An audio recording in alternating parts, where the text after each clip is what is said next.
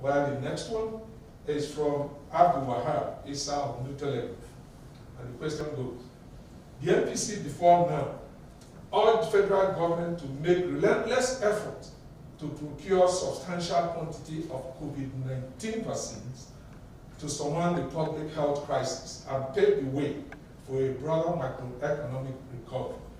As the governor of the CBN and the chairman of CACOVID, can you give insight to the country's preparedness to procure the vaccines?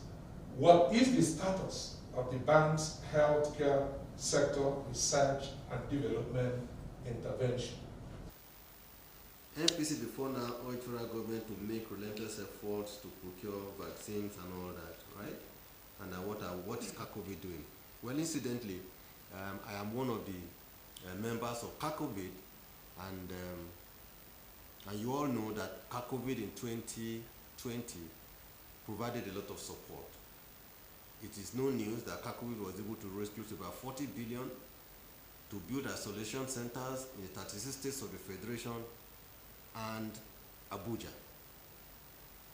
It is no news that CACOVID spent money, almost 28 billion naira, buying food, palliatives that were distributed all over the country.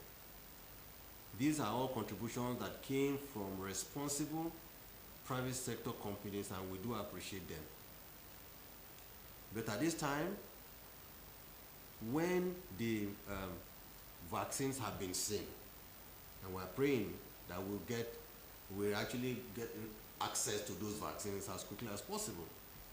Now that there's vaccine, we know, yes, there's already donor fatigue setting in, but CACOVID has held itself out to say we'll still try as much as possible to work together to see how we can task ourselves again and spend money to procure vaccines. And we are working with the various international agencies to procure vaccines. We are working as well with the relevant federal government agency because we understand it's going to be a G2G, government-to-government negotiation for those vaccines.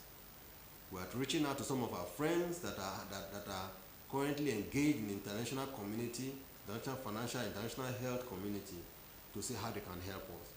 If they help us, CACOVID will fund within its own limit available financial resources to procure some vaccines, and I have to be frank to say that some of it, CACOVID members who are private sector will also retain some for their own staff and their families, then the rest will be passed on to government.